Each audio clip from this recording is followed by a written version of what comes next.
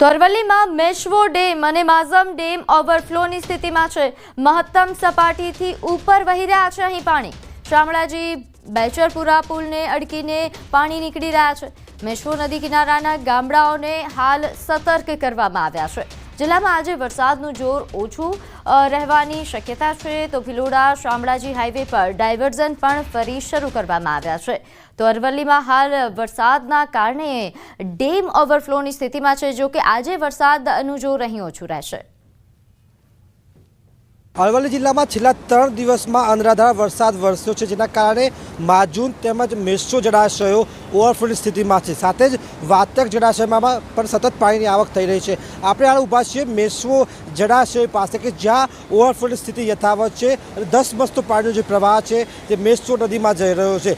સતત પાણીના પ્રવાહ વચ્ચે ગઈકાલથી જ જે પ્રકારે ભિલોડાથી શામળાજી જે હાઈવે છે તે બંધ થઈ જવા પામ્યો હતો। 3 ડાયવર્ઝન ધોવાઈ ગયા હતા, પરંતુ રાત્રિ દરમિયાન પાણી ઓછું થતાં ત્યાં ડાયવર્ઝન ખોલી દેવામાં આવે છે। પરંતુ આપ જળ પ્રવાહ જોઈ શકો છો, જે પ્રકારે પાણીનો જે પ્રવાહ આવી રહ્યો છે। મેશ્વો જળાશયમાંથી જે ઓવરફ્લો થયું છે પાણી, તે સતત પાણી વહી રહ્યું છે અને મેશ્વો નદીમાં જઈ રહ્યું છે। લગભગ મેશ્વો, માજૂમ અને વાત્રકના લગભગ 60 થી 65 જેટલા ગામડાઓ હાલ એલર્ટ ઉપર છે કે નદી કિનારે લોકો ન જાય। હાલ આજે તો વરસાદનું જોર ઘટ્યું છે, તેવા સંજોગોમાં પાણી ઓસરી રહ્યા છે, પરંતુ ઉપરવાસમાં વરસાદના કારણે સતત પાણીનો પ્રવાહ નદીમાં વધવાના કારણે તંત્ર દ્વારા લોકોને સતર્ક રહેવા માટે અપીલ કરવામાં આવી છે। હાર્દિક પટેલ, ન્યૂઝ 18 ગુજરાતી, શામળાજી, અરવલ્લી। તો તાપીમાં સોનગઢ તાલુકાના દોણ ગામે આવેલ ગૌમુખ ધોધમાં નહાવા ગયેલી 3 મહિલાઓ તણાઈ। અચાનક ઉપરવાસમાંથી પાણીનો પ્રવાહ વધી જતા 3 મહિલાઓ તણાઈ હતી। નવસારીના વિજલપોરથી ફરવા આવેલ 3 મહિલાઓમાંથી 2 મહિલાને બચાવી લેવામાં આવી, તો એકનું મોત નીપજ્યું। 68 વર્ષીય ભાનુબેન ગોરેસાનો મૃતદેહ મહારાષ્ટ્રની સીમ વિસ્તારમાંથી મળી આવ્યો। તો ધોધમાં નહાવા ગયેલી 3 મહિલાઓ કે જે ફસાઈ, જે મામલે વધુ વિગત સાથે આપણી સાથે સંવાદદાતા હેમંત જોડાઈ ગયા છે।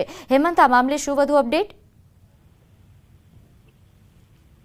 સોનગઢના જે ગૌમુખ ધામ છે, જ્યાં નવસારીની 3 મહિલાઓ ગતરોજ પાણીના વહેણમાં તણાઈ ગઈ હતી અને એ પૈકી 2 મહિલાનો બચાવ થયો હતો, જ્યારે એક મહિલા વૃદ્ધા પાણીમાં તણાતા તેમનું મોત થયું હતું। અને આ જે ઘટના મહારાષ્ટ્રના સીમમાં બની હતી, જેને નવાપુર પોલીસે તપાસ હાથ ધરી છે। જી, આભાર માહિતી આપવા બદલ।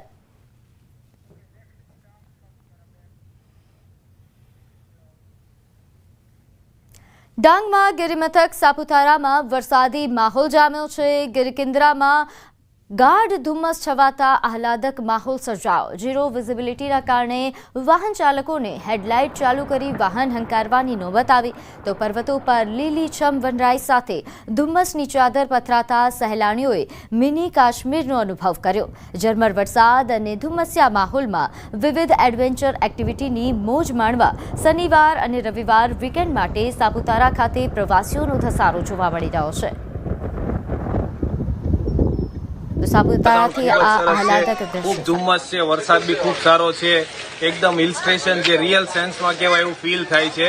લોકો બહુ દૂર દૂર સુધી જાય છે, ગુજરાતથી ઉત્તરાખંડ વગેરે આવું વાતાવરણ માટે। તો આપણા સુરતથી ખૂબ નજીક આપણું એકમાત્ર ગિરિમથક સાપુતારા જે છે, તે અત્યારે તમને આવું વાતાવરણ મળશે। બધી જ એક્ટિવિટી ચાલુ છે, રસ્તામાં બી કોઈ પ્રોબ્લેમ નથી, ખાવા પીવાનું બધું જ અહીંયા મળી જશે તમને। બોટિંગ જેવી બધી એક્ટિવિટી ચાલુ છે। હાલ સમય થયો છે એક નાનકડા વિરામનો।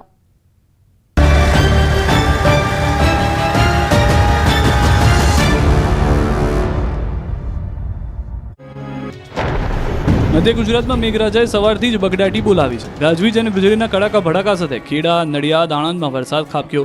નડિયાદમાં તો વરસાદ એવી તોફાની બેટિંગ કરી કે નડિયાદ શહેર બેટમાં ફેરવાઈ ગયું। નડિયાદના ડભાણ રોડ, કલેક્ટર કચેરી રોડ, સંતરામ મંદિર રોડ, રબારી કોલોની સહિતનો વિસ્તાર ડૂબી ગયો। એટલું જ નહીં, શહેરના 4માંથી 3 અંડરપાસમાં પાણી ભરાઈ ગયા। તો શહેરના રોડ પર પણ જુઓ પાણીની મનમાની। કારના વ્હીલ ડૂબી ગયા, અડધી બાઇક ડૂબી ગઈ હોય એટલું પાણી ભરાયું। કમર સુધીના પાણી રોડ પર ભરાતા લોકો પરેશાન થયા।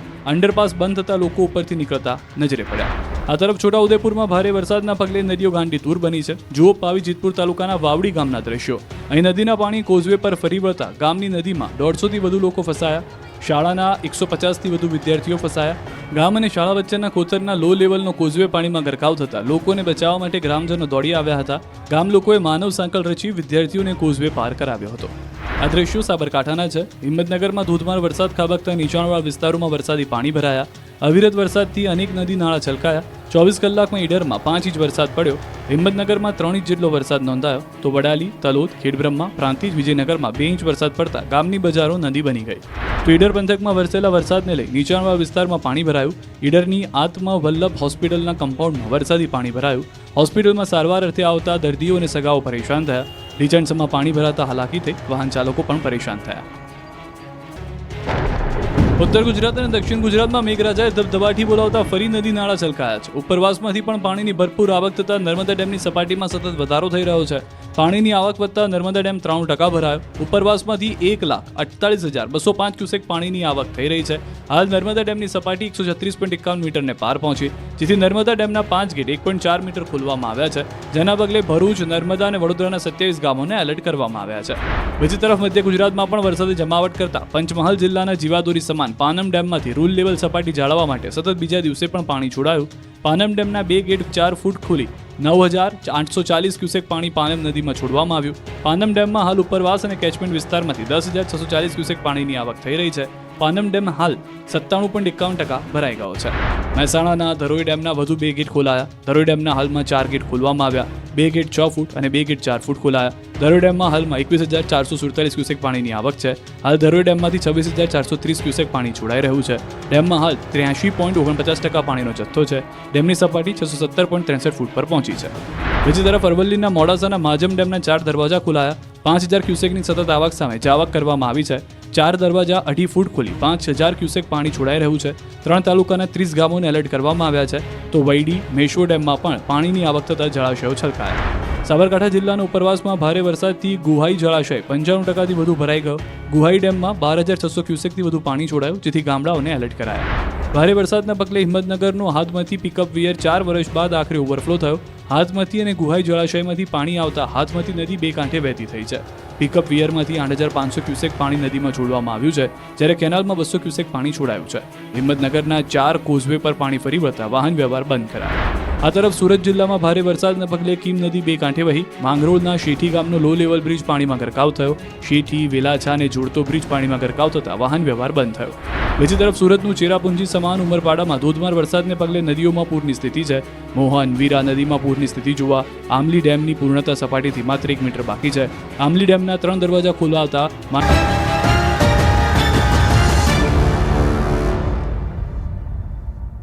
વિરામ બાદ આપનું સ્વાગત છે. આગળ વાત કરીએ બનાસકાંઠાની. અહીં ધાનેરાના સરાલ ગામે શંકાસ્પદ ડેન્ગ્યુનો કેસ જોવા મળ્યો. ચામુંડાનગર પ્રાથમિક શાળાની ધોરણ 8માં ભણતી વિદ્યાર્થિનીનું મોત નીપજ્યું છે. શરૂઆતમાં તાવ આવવો અને ત્યારબાદ વધુ તાવ આવતા ખાનગી હોસ્પિટલમાં રિપોર્ટ કરાવ્યો હતો. ખાનગી હોસ્પિટલનો રિપોર્ટ કે જેમાં ડેન્ગ્યુ હોવાનું સામે આવ્યું. મોત બાદ ધાનેરા આરોગ્ય તંત્રએ દવાનો છંટકાવ કર્યો. શાળા પરિવાર એક વિદ્યાર્થિનીના મોત બાદ શ્રદ્ધાંજલિ પણ શાળા પરિવાર દ્વારા આપવામાં આવી. તો ધોરણ 8ની વિદ્યાર્થિનીનું ડેન્ગ્યુથી મોત. તો એને 24 તારીખનો તાવ આવેલો હતો અને એ પ્રાઇવેટમાં સારવાર લીધી હતી અને પછી આ ધાનેરા રામદેવ હોસ્પિટલમાં સારવાર માટે આવેલા હતા. 27 તારીખના રાતના 12 વાગ્યાના આસપાસ એ આવેલા અને પછી સવારે 28 તારીખે સવારમાં એનું મરણ થયું હતું. ડૉક્ટર રામદેવના જો ડૉક્ટર સુરેશ પટેલ જોડે વાત થઈ તો એના જણાવ્યા મુજબ એને એક શંકાસ્પદ ડેન્ગ્યુનો કેસ જણાવેલ હતા અને કે વાયરલ થયું પ્લેટલેટ કાઉન્ટના કાફી ઘટી ગયા હતા અને SpO2નું ઘણું ડાઉન થઈ ગયું હતું. 60-70% વચ્ચે હતું. એને એ લોકો મહેનત કરી હશે લેકિન બચાવી ના શક્યા. તો આ મામલે વધુ વિગત સાથે આપણી સાથે સંવાદદાતા કિશોર જોડાઈ ગયા છે. કિશોર, ધાનેરામાં શંકાસ્પદ ડેન્ગ્યુનો જે આ કેસ સામે આવ્યો છે તેને લઈને શું વધુ વિગત પ્રાપ્ત થઈ રહી છે?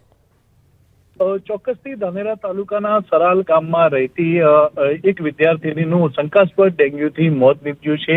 આ વિદ્યાર્થી સરાલ ગામના ચામુંડાનગર પ્રાથમિક શાળાના ધોરણ 8માં ભણતી હતી અને તે તેને તાવ આવ્યો હતો ને તે બાદ તેને ખાનગી જે હોસ્પિટલ છે ત્યાં લઈ જવામાં આવી હતી ને સારવાર બાદ તેનું મોત નીપજ્યું હતું. જ્યારે ખાનગી હોસ્પિટલના રિપોર્ટમાં ડેન્ગ્યુ હોવાનું સામે આવ્યું છે. જ્યારે વહીવટી તંત્રનું અને આરોગ્ય વિભાગની ટીમનું કહેવું છે કે આ શંકાસ્પદ ડેન્ગ્યુથી તેનું મોત થયું છે. આરોગ્ય વિભાગની ટીમ દ્વારા ગામની મુલાકાત લેવામાં આવી હતી ને તે બાદ ગામમાં તેમજ શાળાની અંદર ફોગિંગ પણ કરવામાં આવ્યું હતું અને અન્ય જગ્યાએ કોઈ મચ્છરોનું બ્લડિંગ ના મળતા અત્યારે તો આરોગ્ય વિભાગની ટીમે પણ હાશકારો અનુભવ્યો છે.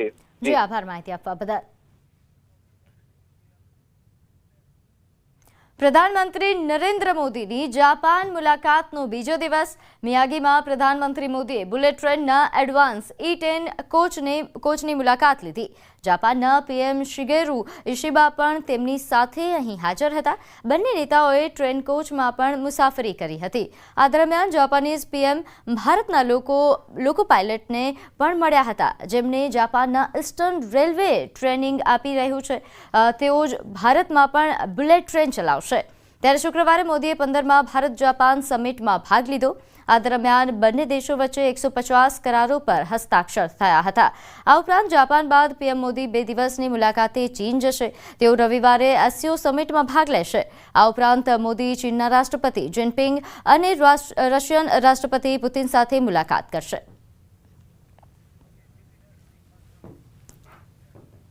આગળ વાત કરીએ, હિમાચલ પ્રદેશના મંડી જિલ્લામાં ખોટીનાલ નજીક પહાડ તૂટવાની ઘટના સામે આવી, જેના કારણે ચંદીગઢ મનાલી હાઈવે ફરીથી બંધ થયો છે. જોકે મોટી દુર્ઘટના થતા ટળી છે. ચંદીગઢ મનાલી રાષ્ટ્રીય ધોરીમાર્ગ ફરી ટ્રાફિક માટે બંધ થયો.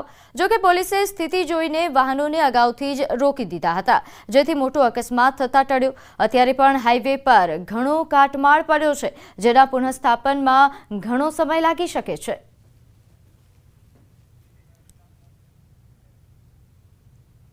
તો જમ્મુ કાશ્મીરના રામબનના રાજગઢ ગામમાં વાદળ ફાટવાની ઘટના બની. વાદળ ફાટવાથી 3 લોકોના મોત થયા, જ્યારે 5 લોકો લાપતા હોવાની માહિતી છે. બચાવ ટીમો ઘટના સ્થળે પહોંચી અને રાહત તેમજ બચાવ કામગીરી ચાલુ કરી છે. વાદળ ફાટવાથી ઘણા ઘરોને નુકસાન પહોંચ્યું.